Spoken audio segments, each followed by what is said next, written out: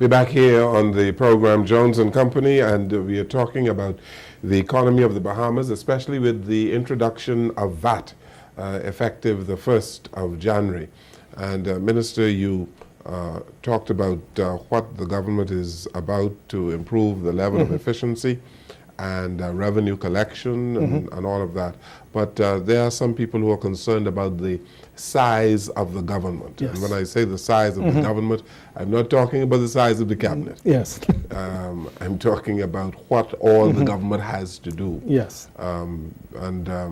Meaning that perhaps it is time to privatize some things. It's about time we cut the navel string from Bahamas Air, cut the fat from the public operations that have been leaning on the government for a lot of revenue. ZNS is one of them. Explain why the government is so slow in coming to grips with these issues. I think part of it, Mr. And you're quite right. There are a lot of those types of issues. The government is a big part of it. Is the nature, again, of our country, where you have these duplication of services. Part of it is in my opinion, we have not moved to embrace technology fast enough. A lot of our procedures in government are still manual. And I think part of it is a philosophy across administrations that, there are these services that are provided, and there has never been, in my memory, any sort of move to streamline processes and streamline the public service. I think the challenge for governments is to, when you're looking at employment, public sector employment is always seen as a stepping stone, as an underpinning for a solid middle class that we have. And I think what we have to do is, and so there's always been a reluctance to sort of, talk about any type of reduction. I think what we have to do in the coming years, and this will have to be, in my opinion, a multi-year adjustment, is to make an assessment of where we are in terms of size, look at how, for example, technology might help us improve our efficiency, and then through a process of natural attrition, through retirements and such, and resignation and people leaving, we should be able to reorder our manpower, et cetera. I'm talking about in the public service, to deliver that same level of service, but more efficiently. For example, when we speak about modernizing and computerizing functions at road traffic department, even customs. But then when we talk about customs computerizing, then you take that manpower that you have, redeploy it for better enforcement. So I think part of it is just a culture in the Bahamas of not touching the civil service. And I think that will continue, and I think what we have to look at is an assessment and a multi-year sort of adjustment to ideal size. In terms of the corporations, I think a lot of the discussion is, a lot of issues. I think what has happened in, 2008, the crisis has brought a lot of things into sharp focus. And a lot of our practices that were perhaps good in the past, now we have to look at adjusting them. We're talking about how we deal with things like pensions for new people coming into the system. How do we deal with large expenses such as health insurance, even in terms of compensation. And we have to be able to, as a government, as worker, as management, be able to sit down and look at what is sustainable. Because it makes no sense continuing certain practices when we know that somewhere very soon is going to come to the end of the line where, maybe you won't be able to have a soft landing. It will be a much more rough adjustment. Yeah. But having said that you are going to be more efficient, there is a view that the government will collect the revenue, but will also find something to spend it something to spend it on. You would find some roads to construct, and you would find some hospitals to build, and clinics to build. Yeah. You would find money, and you would still be pretty much in the same position that you were in. And that is, again, Mr. Jones, that has been a fear expressed by the public that, okay, yes, we know we'll pay and you'll collect this money, but you'll find something to spend it on. And so some people have called for a Fiscal Responsibility Act, some legislation to put some parameters on the government as to how much they can spend. What we have done to guard against that is, because you can put legislation in place and it doesn't mean that it would be 100% effective in curtailing that sort of thing. But what we have done, there's a few things that sort of acts as a brake on government expenditure. Number one, back in February 2013, when we were downgraded by Moody's in December of 2012, largely they cited what had happened a few years before in terms of the debt rise and the revenue falling. And so we published what we called, in economics terms, I guess the people at Ministry of Finance named it a medium-term fiscal adjustment. And what we said was, as I said, we're going to try and grow the economy, improve revenue administration, limit expenditure, reform the tax system. And we published about 5 years of estimates to say what the effect of this program would be. And the effect would be, we wanted to see our deficits come down, our revenues go up, and so a reduction in the growth of the debt, and eventually the debt starting to come down.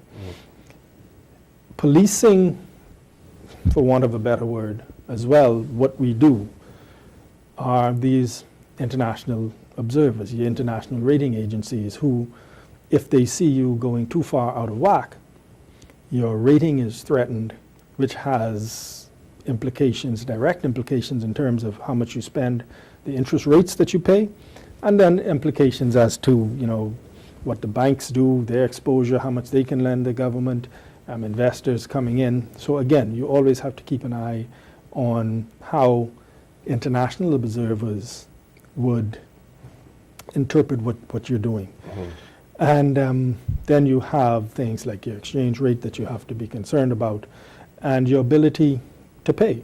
Because what happens is, if you continue to ratchet up your spending and make more and more commitments, when the other recession comes around, and they come around because these things go in cycles, all of a sudden you find yourself back at square one. And so what we decided to do was we published this strategy to show that it is our intention to bring the deficit down, eventually begin to pay down the debt.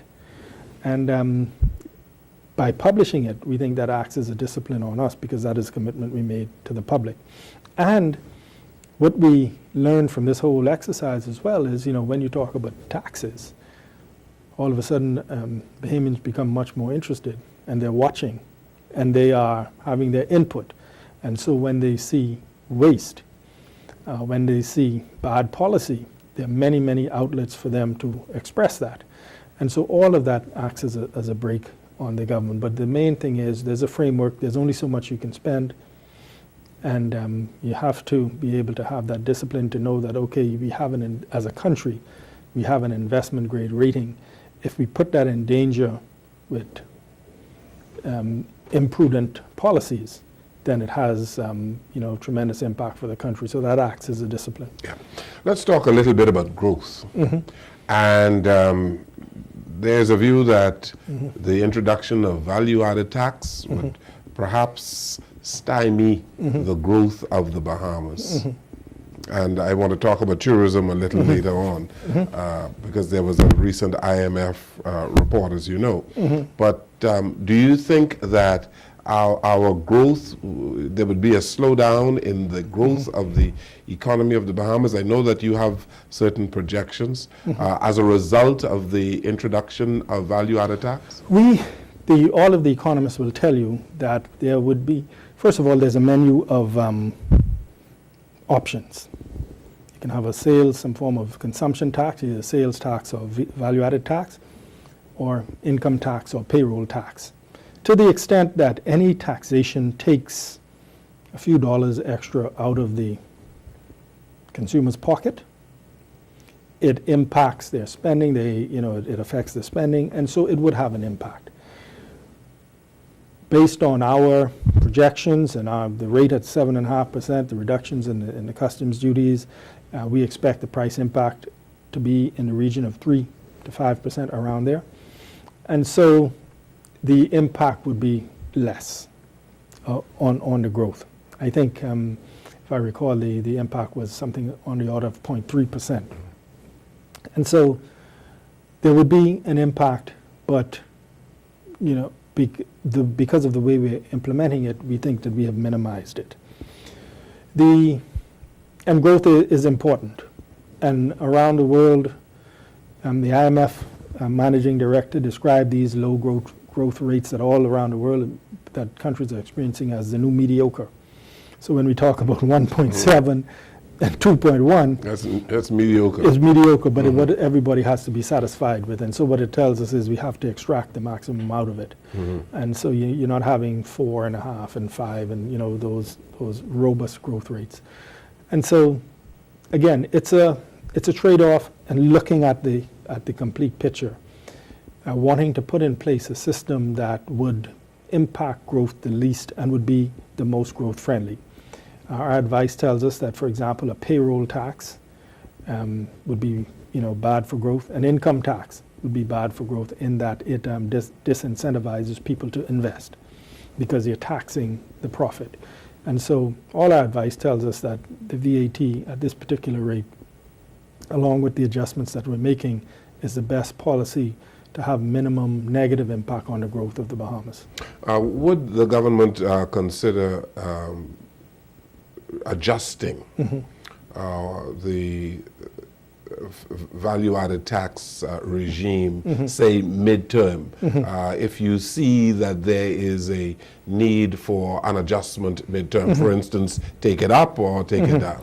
The government committed to do is, firstly, a couple of things. From January 1st to around April, May, when we are, throughout the period, but begin to crystallize any adjustment around April, May, when we come to budget period, is to look at some of the other customs duties to see where we can bring those down. And I can say to the public... Or put them up. We don't expect to put them up. You don't expect increase in custom duties? No. Okay. Where we can put them down. But you could have an increase in VAT? We don't expect that. We don't anticipate that at all. I mean, I can almost categorically say there will be no increase. Okay. What we are doing is, over this period, between now to budget and through the whole year, is we have made a commitment to look at all of the other taxes in our arsenal, so to speak.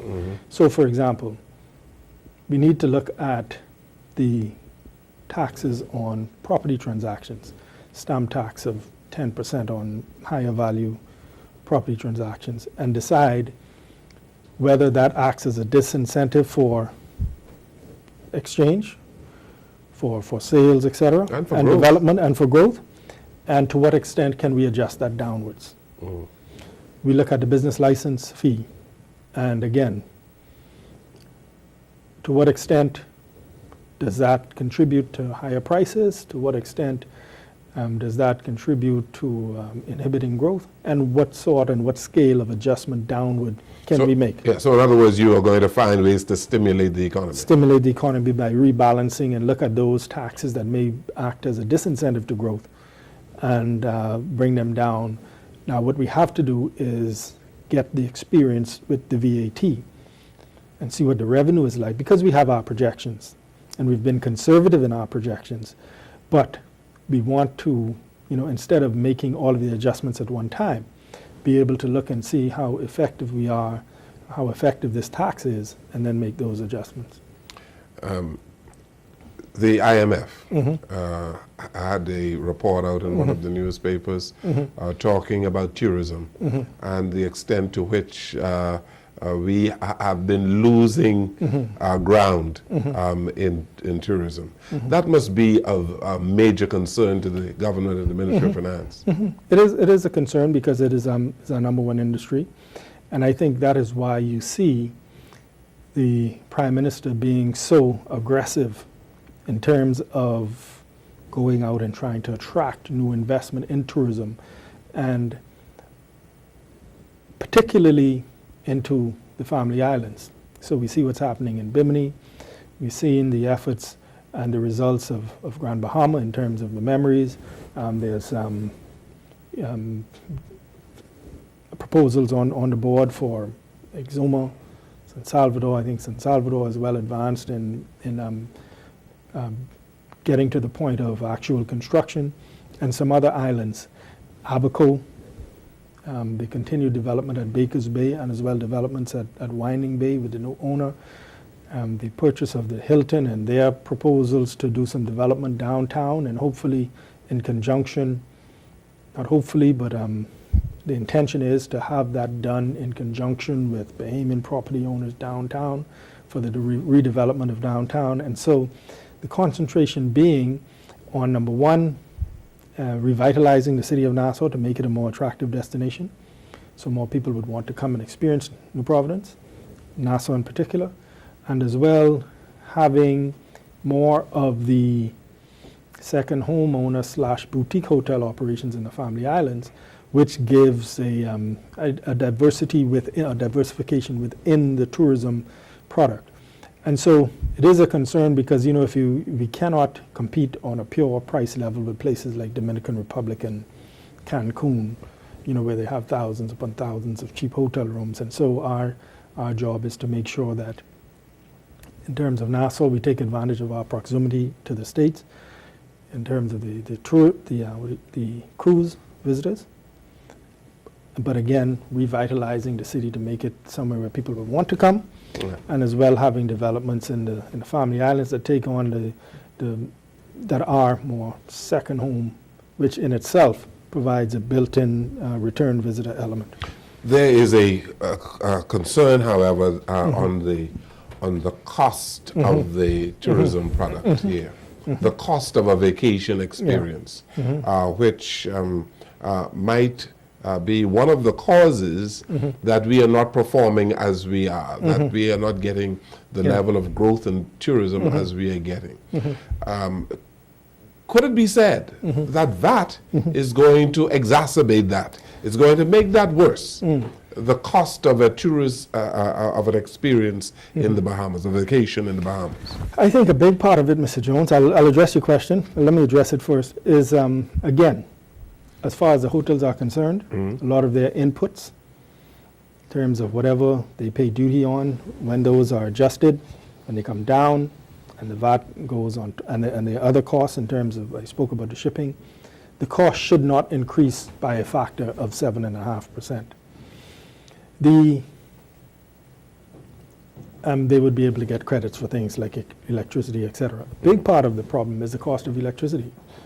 A huge part, I mean, throughout the Caribbean, but especially here in the Bahamas, that contributes to the operating costs of the hotels, and hence the cost of the vacation. Yes. And I know we have issues, for example, in Grand Bahama, in terms of the cost to fly in, the cost of airlift.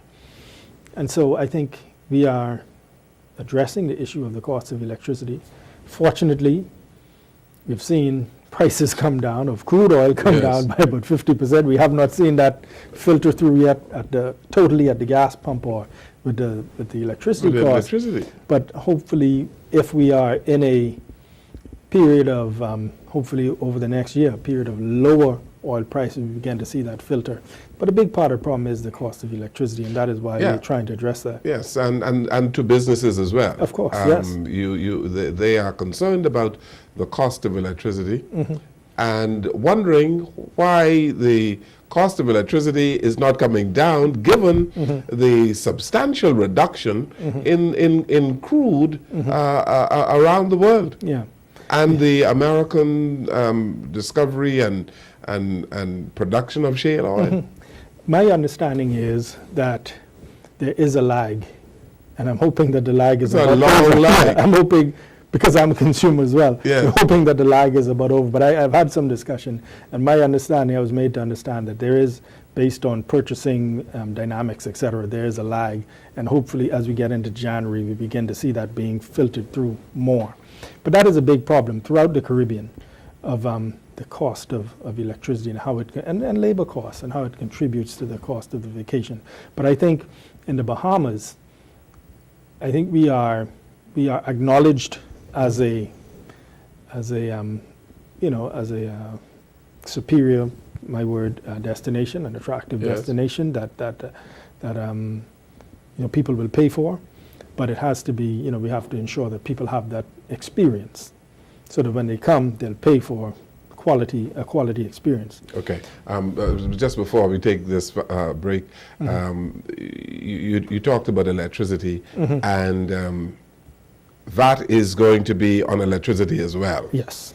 And if that price doesn't come down very soon, you're talking about a 7.5% increase in the cost of electricity in January. Not quite 7.5%. Like we said, we'll see Well, how. that is added. Yeah, but again, they have the opportunity to get VAT credits on some of their inputs, so we don't expect it to be a total pass-through. What do you think might be the increase in the cost of electricity? I mean, we fully expect BEC to reduce the cost, Yes. given the cost of, the reduction in oil, which is 50-60%. From June, yes. From June. Yeah. So we expect at least a 40% decrease, right? Well, I don't know. I wouldn't speak for BEC, but they said they have been adjusting down their fuel surcharge, and they expect to see some further adjustments. I couldn't speak to the exact quantum and exactly when it would happen. Right. But they did say that there is some lag as they run down their supply. Then that savings is filtered through to the customer. But you can say with certainty that a reduction in the cost of electricity will come in a few months. In a few months, barring any sort of reversal in these low prices in oil. Yeah. Okay. This is the final break on the program, Minister. We'll come right back.